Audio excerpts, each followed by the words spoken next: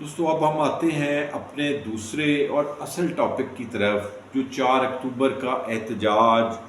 اور علی امین گنڈا پور صاحب والے معاملے کے اوپر، کیونکہ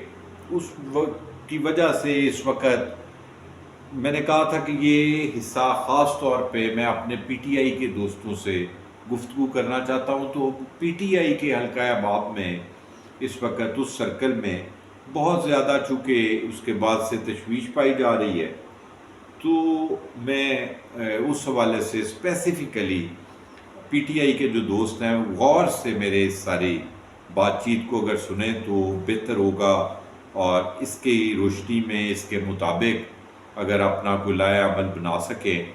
تو بہت بہتر ہوگا۔ دوستو، تحریک انصاف کا 4 اکتوبر کا احتجاج یہ کوئی معمولی واقعہ نہیں تھا۔ یہ ایک ریاست کی ظلم و بربریت کے خلاف ایک بہت بڑا معرکہ تھا، بہت بڑی تحریک اور ایک بہت بڑا احتجاج کا ایک تاریخی دن تھا 4 اکتوبر، جو جن حالات میں یہ کال آئی اور یہ سارا کچھ ہوا، کوئی تصور بھی نہیں کر سکتا تھا کہ یہ احتجاج ہو سکے گا یا اس میں پی ٹی آئی والے کچھ رجسٹر کرا سکیں گے۔ یہ دوستو ایک باقاعدہ آگ اور خون کا دریا تھا جو ریاست نے اپنے لوگوں کے لیے بچھایا تھا یا بہایا تھا، جو بھی آپ اس کو کہہ لیں، لیکن رکاوٹوں اور مصیبتوں کا ایک ایسا پہاڑ کھڑا کیا گیا تھا، ریاست نے ایسا پہاڑ قائم کیا تھا کہ کسی صورت اس پہاڑ کو عبور نہ کیا جا سکے، اور کسی بھی صورت ریاست کی عوام اپنے احتجاج کا آئینی اور قانونی حق استعمال نہ کر سکے۔ کم از کم جو نظر آتا ہے کہ ریاست کی ایک کوشش تھی کہ احتجاج، اول تو احتجاج ہی نہ ہو سکے، اور اگر احتجاج ہو تو کم سے کم پرامن طریقے سے عوام اپنا یہ حق استعمال نہ کر سکے۔ انہوں نے ہر ممکن کوشش کی، ہر حربہ استعمال کیا کہ کسی نہ کسی طرح عوام کو اشتعال دلا کر کوئی تصادم کی صورت پیدا کی جائے۔ عوام کا جو پرامن احتجاج کا آئینی حق ہے، اس کو سلب کرنے کے لیے انہوں نے یہ سارا ایک پلان کیا کہ کچھ ایسا اس میں ہو جائے، کوئی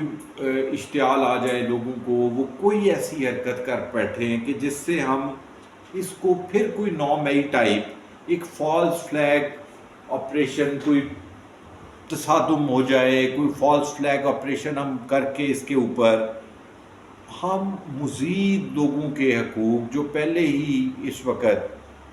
سلب ہوئے ہوئے ہیں ان کو مزید دبا لیا جائے، ان کو مزید سلب کر لیا جائے، اور کسی طرح ہم اس عوام کو مزید خاموش کرانے میں، دبانے میں کامیاب ہو جائیں۔ مگر شکر الحمدللہ کہ آپ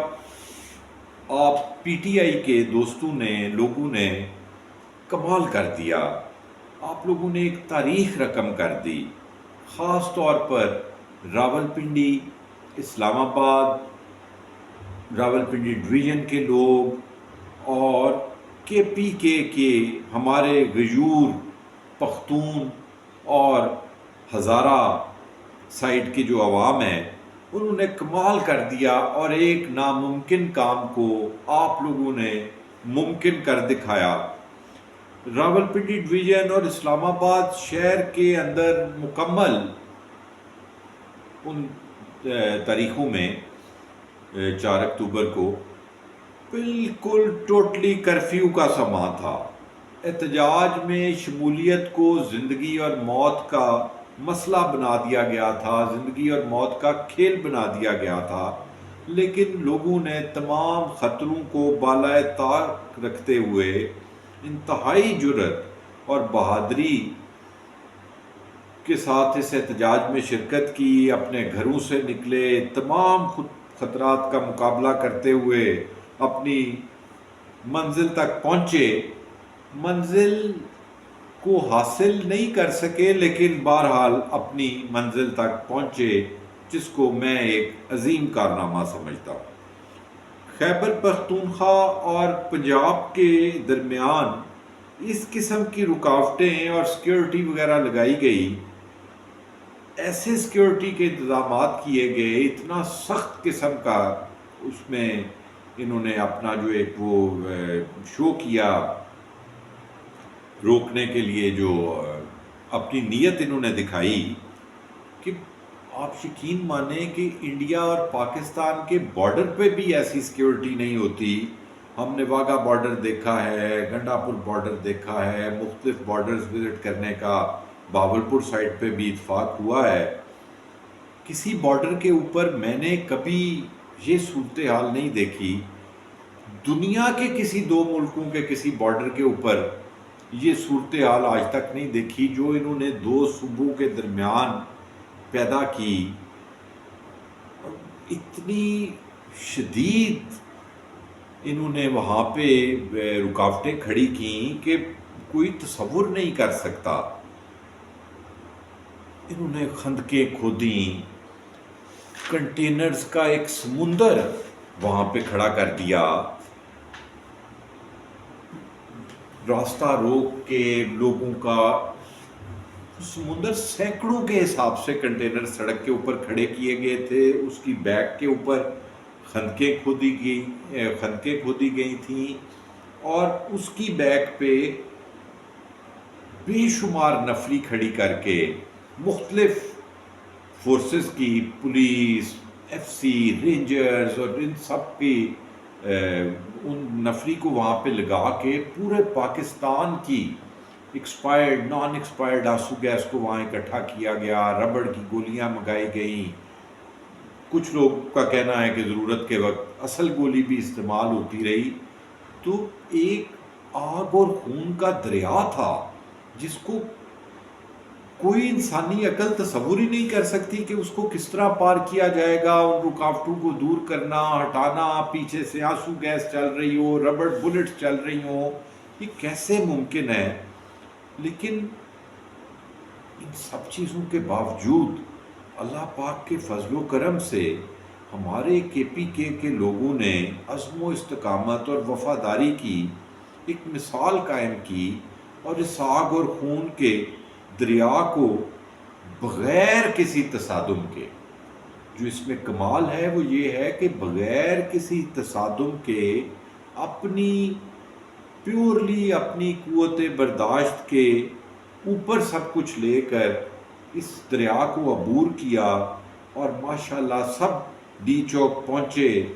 علی امین گنڈا پور صاحب کی قیادت میں۔ دوستو، یہ پی ٹی آئی کی بہت بڑی فتح ہے،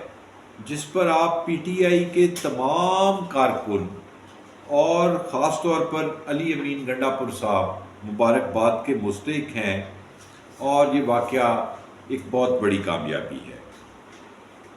دوستو، یہ احتجاج تھا خان صاحب کی رہائی اور عدلیہ کی بحالی کے لیے۔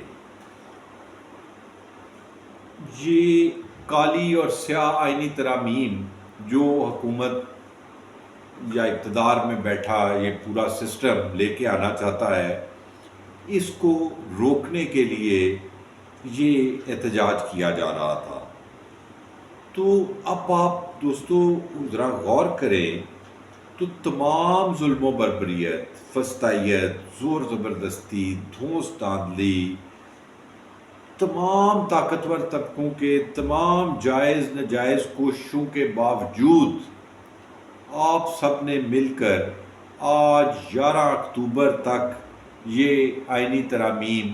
نہیں ہونے دیں، اور اب تک آپ نے ان کو روکا ہوا ہے۔ آپ سب کو اس پر مبارک ہو۔ یہ بس 14 دن کی بات ہے، یقین مانیں اس سارے ظلم اور طاقت کے نظام کے ہاتھوں یہ سیاہ ترامیم ہونے سے صرف اور صرف آپ لوگوں نے ان کو روکا ہوا ہے۔ اللہ پاک کی مدد اس میں شامل ہے، آپ لوگوں کی نیت ہے، نیک نیتی سے آپ کوشش کر رہے ہیں، اپنی جان مار رہے ہیں، تو اللہ پاک نے آپ کی مدد کی ہے اور آپ نے ان کو ان ترامیم سے روکا ہوا ہے، ورنہ یہ ظالم تو کب کا یہ سب کچھ کرنا چاہتے ہیں۔ کم سے کم تقریباً 1 سال کے لگ بھگ عرصہ ہو گیا ہے کہ وہ اس قسم کی کوئی بھی چیز کر کے سب چیزوں کو کنٹرول کر لینا چاہتے ہیں، سارا نظام اپنے ہاتھ میں لپیٹ کے لے لینا چاہتے ہیں۔ لیکن اس سب کے آگے اگر کوئی رکاوٹ ہے تو وہ آپ ہیں، اللہ پاک کی مدد ہے، اس کے علاوہ کوئی ایسی چیز نہیں جو ان کو روک سکے۔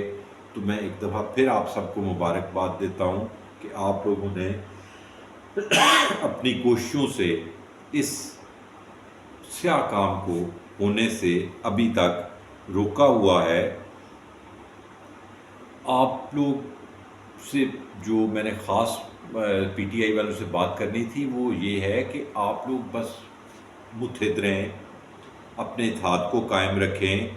فروئی اختلافات میں بالکل مت الجھیں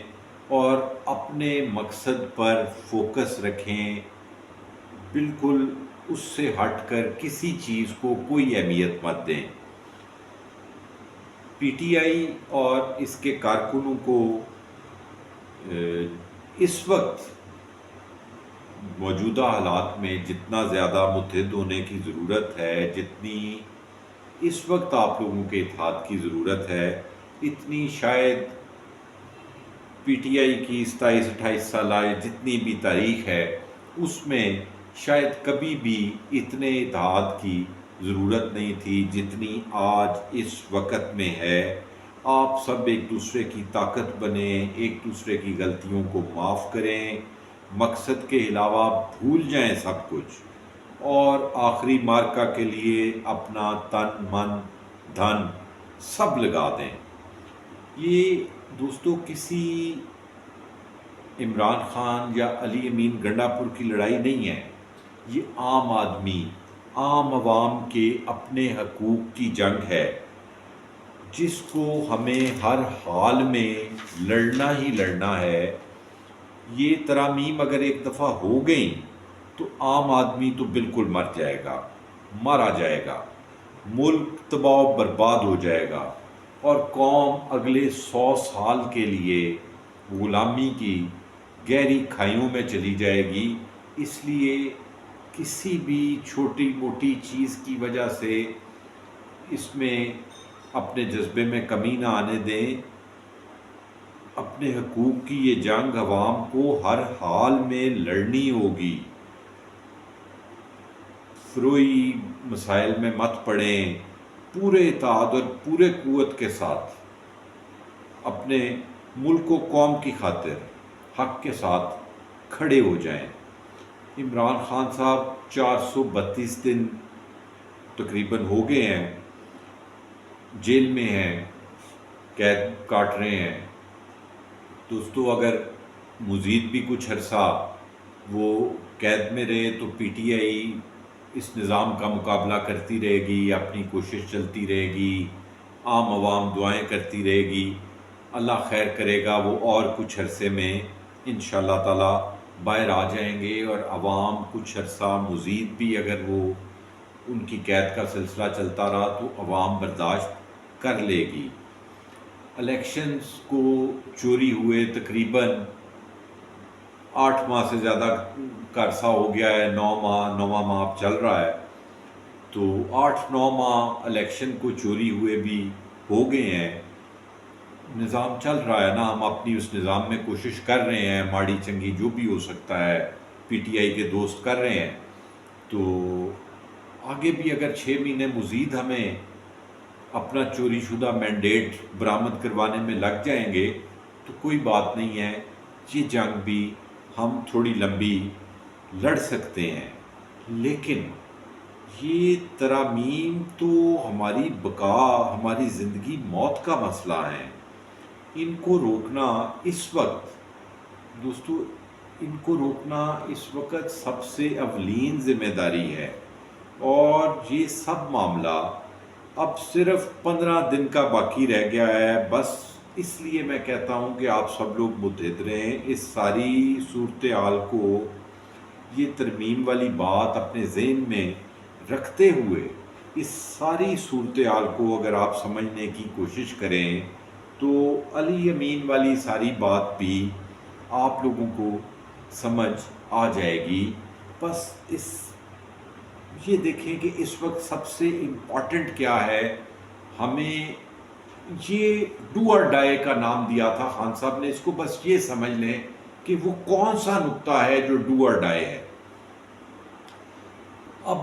علی امین گنڈا پور صاحب کے اوپر آ جاتے ہیں، ان کے متعلق چونکہ بہت زیادہ ایک شور مچ گیا، ایک چہم گوئیاں، چونکہ پی ٹی آئی ایک نیچرل پروسیس سے بنی ہوئی جماعت ہے تو اس کو اس طرح روکا نہیں جا سکتا، اور ظاہری بات ہے کہ خان صاحب نے ایک ایسے طبقے کو سیاست میں ڈائریکٹ کیا جو بہت عرصے سے سیاست سے لا تعلق تھا، تو صاف ستھرے سے لوگ تھے، سیاست کو بہت اچھا سمجھتے نہیں تھے جو پاکستان میں چل رہی ہیں، تو وہ آیا، وہ طبقہ سارا سیاست میں انڈلج ہوا عمران خان صاحب کی محبت میں اور ان کو دیکھ کے، تو بہت زیادہ ان کے پولیٹیکل اس طرح سے ایفیلیشن یا وابستگی یا وہ ٹریننگ یا وہ ایک چیز نہیں تھی، تو اس لیے وہ کھل کے، بہت اچھی بات ہے یہ جماعت کے لیے کہ کھل کے اظہار کرتے ہیں سب لوگ اپنی چیزوں کا،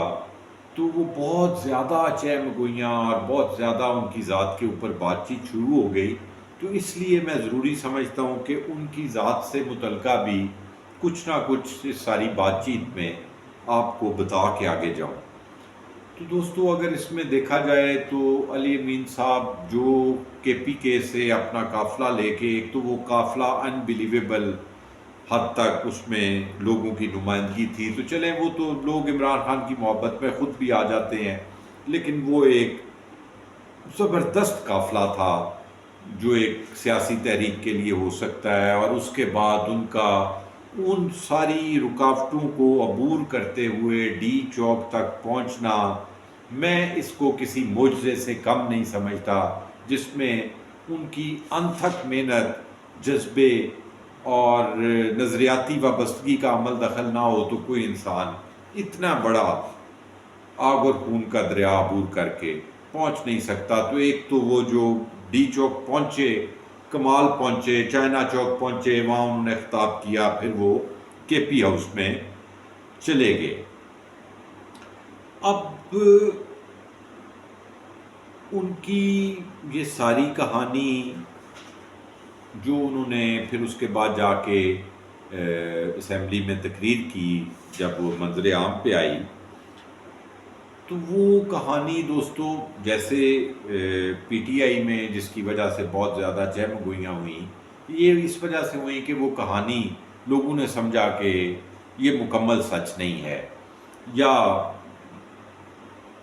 سچ نہیں لگتی یہ ساری بات چیت۔ تو وہ دوستو میرا بھی کہنا یہی ہے کہ یہ ساری بات چیت جو انہوں نے وہ بتائی ہے، یہ شاید 100% درست نہ ہو، لیکن ان کا اس ساری بات چیت کو نہ بتانا، اس میں کوئی مصلحت ہو سکتی ہے،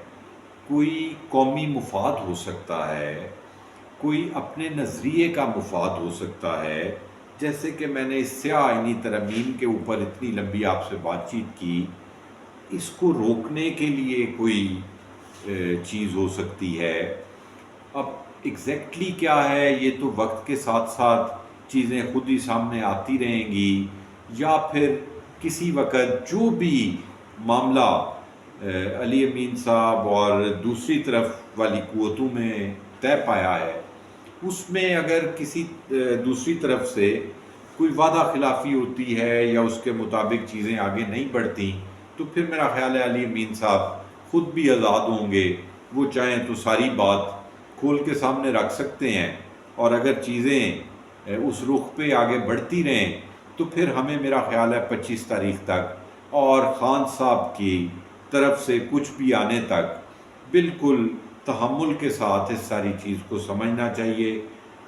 احتجاج انتہائی کامیابی سے پی ٹی آئی رجسٹر کرا چکی ہے، ایک ناممکن کو ناممکن کر کے آپ لوگ دکھا چکے ہیں. اتنی بڑی کامیابی کو خود سے اپنے اندیشوں اور اپنے پریشانیوں کی وجہ سے ضائع مت ہونے دیں. اس کو ہمیں اس کامیابی کو استعمال کرنا ہے آگے بڑھنے کے لیے، نہ کہ اس کو ہم ضائع کر دیں اپنے اندیشوں اور اپنی سوچوں کی وجہ سے. تو یہ کوئی مصلحت ہو سکتی ہے اس کے اندر، یقیناً میں تو یہ سمجھتا ہوں کہ کوئی ہے. اب ڈیل میں اگر ان کی کسی کے ساتھ کوئی ڈیل ہوئی ہے اور اس مصلحت کے تحت انہوں نے یہ ساری بات چیت کی ہے، تو دوستو اس وقت علی امین گنڈا پور صاحب کے علاوہ میرا نہیں خیال کہ اس پورے ملک میں کوئی بھی ایسا انسان ہے جو یہ بتا سکتا ہے کہ اس میں ان کی کس چیز پہ کوئی بات چیت ہوئی ہے، انہیں کچھ ملا ہے یا نہیں ملا ہے. یہ تو ان کے علاوہ کچھ نہیں بتا سکتا. لیکن ایک خبر کہہ لیں، آپ میری ذاتی انفارمیشن کہہ لیں، تجزیہ بھی اس میں شامل ہے،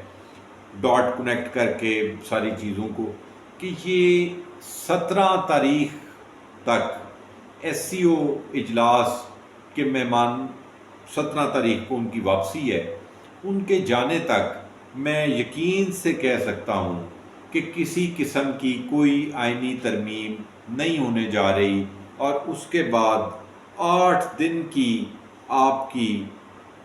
سٹرگل ہے، آپ کا یہ سارا مقابلہ ہے، آپ کی یہ جد و جہد ہے، اس کے لیے آپ اپنے آپ کو پریپیئر رکھیں. انشاءاللہ تعالیٰ 17 تاریخ تک کچھ نہیں ہونے جا رہا. آپ کے پاس وقت ہے. اس سے پہلے احتجاج کے شیڈیول آ چکے ہیں، اس میں بھرپور شرکت کریں، اسلام آباد آنے کی پوری تیاری رکھیں، تیار رہیں ذہنی طور پہ، اور اپنی تحریک کو آگے لے کے چلیں. دوسرا علی امین صاحب کے حوالے سے جو میں بات کہنا چاہتا ہوں وہ یہ ہے کہ حکومت میں بیٹھے، فارم 47 کی اس جعلی حکومت میں بیٹھے تمام لوگ اور طاقتور حلقوں کے جو ٹاؤٹس ہیں، جو ٹی وی پہ ان کے ماؤتھ پیس ہیں، ان کے نمائندہ بنے ہوئے ہیں، راوی ہیں، مورخ ہیں، جو کوئی بھی ہیں، تتلیاں بلبل جو بھی ہیں، ان سب کی جس وقت میں گفتگو کو سنتا ہوں علی امین کے متعلق تو بہت حوصلہ ہوتا ہے. ان سب یہ سب وہ لوگ ہیں کہ یہ اگر کسی کے حق میں بات کریں تو انسان یہ سوچنے پہ مجبور ہو جاتا ہے کہ یہ کوئی غلط انسان ہوگا، اور جب وہ کسی کے خلاف اتنا زیادہ بول رہے ہیں تو اس سے یہ یقین بہت زیادہ ہو جاتا ہے کہ وہ بندہ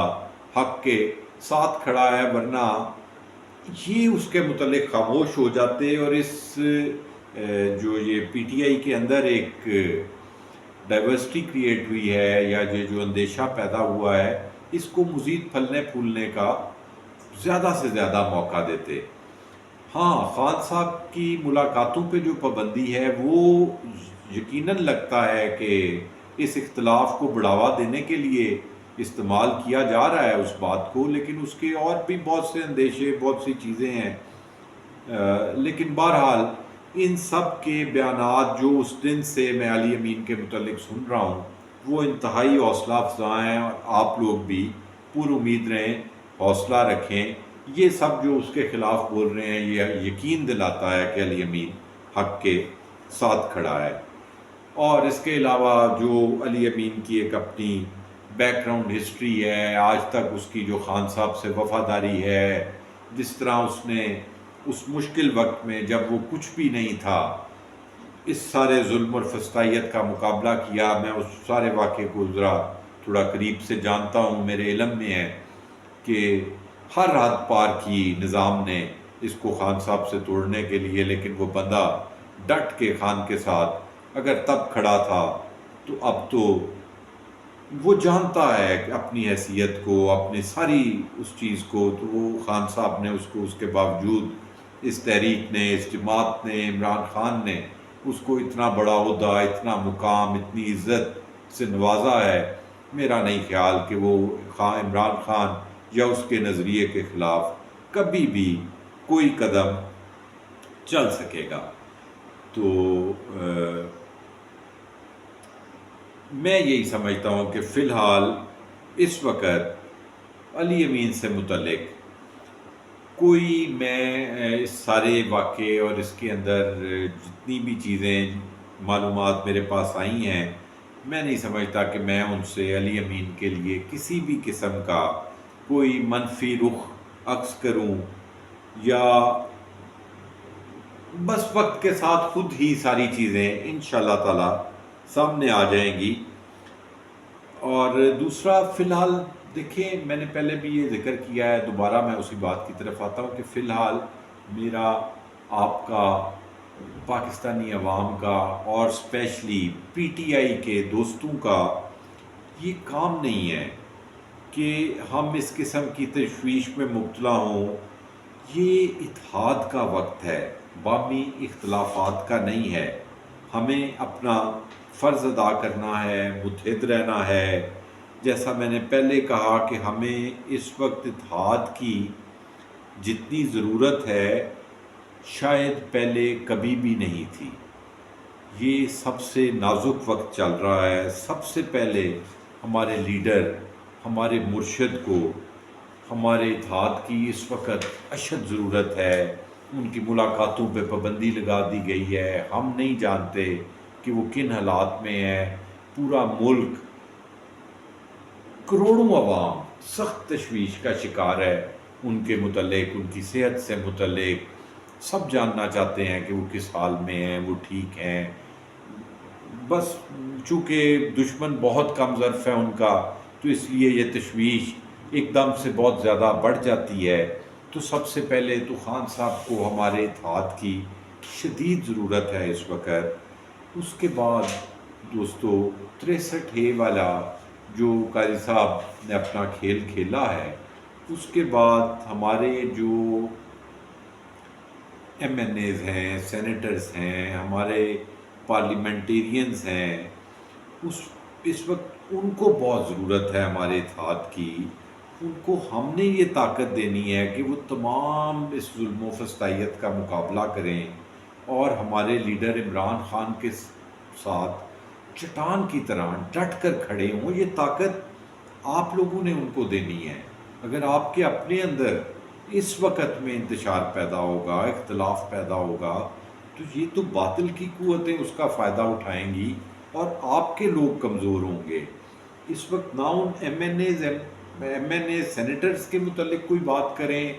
ना कि पार्टी में किसी किस्म का कोई इख्तलाफ पैदा होने ना दें। अपने मकसद पे कंप्लीट फोकस रखें और बिल्कुल एक सिमत को तय करके उस तरफ आगे बढ़ें। ये मौका बहुत सोच समझ के चलने का है, इमेच्योरिटी दिखाने का नहीं है। और सबसे बढ़कर दोस्तों, इस वक्त जो हमारे सुप्रीम कोर्ट और हाई कोर्ट के जो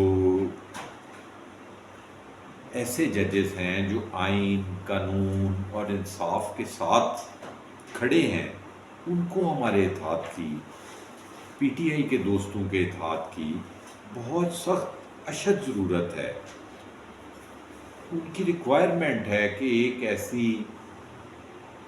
जो सियासी पार्टी जो इस वक्त मुल्क की सबसे बड़ी सियासी जमात है, एक मुल्कगीर जमात है, वो जमात पूरे इत्तेहाद और यकजहती के साथ, पूरे धड़ल्ले के साथ, पूरी ताकत के साथ इस वक्त उनके पीछे खड़ी हो, ताकि वो लोग भी जो इस निज़ाम से टक्कर ले बैठे हैं, डट के खड़े हैं। वो हाई कोर्ट के 6 जजेस, 8 जजेस सुप्रीम कोर्ट के, अब सुना है कि उनकी तादाद कुछ मज़ीद बढ़ गई है, लेकिन तादाद के बढ़ने और कम होने से दोस्तों कोई फ़र्क नहीं पड़ता। उनको ताकत, इखलाकी जुर्रत, उनको ये सब आपने देना है। बराए मेहरबानी मैं बार बार आपसे ये रिक्वेस्ट करता हूँ कि उनकी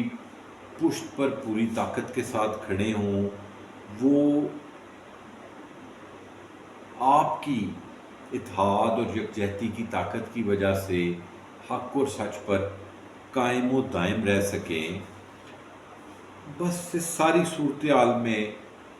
اتنا ہی کہوں گا کہ بہت زیادہ مت سوچیں اور اپنے مقصد کے حصول کے لیے مکمل فوکسڈ رہیں. اللہ ہمارے ملک اور ہماری عوام پر اپنا خصوصی رحم و کرم اور فضل نازل فرمائیں اور سب عوام کو، ہم سب کو ظالموں کے ظلم سے محفوظ فرمائیں. آپ سب اپنا بہت زیادہ خیال رکھیں، اپنے پیاروں کا بہت خیال رکھیں. زندگی رہی تو انشاءاللہ بہت جلد آپ سب سے دوبارہ ملاقات ہوگی. اللہ حافظ.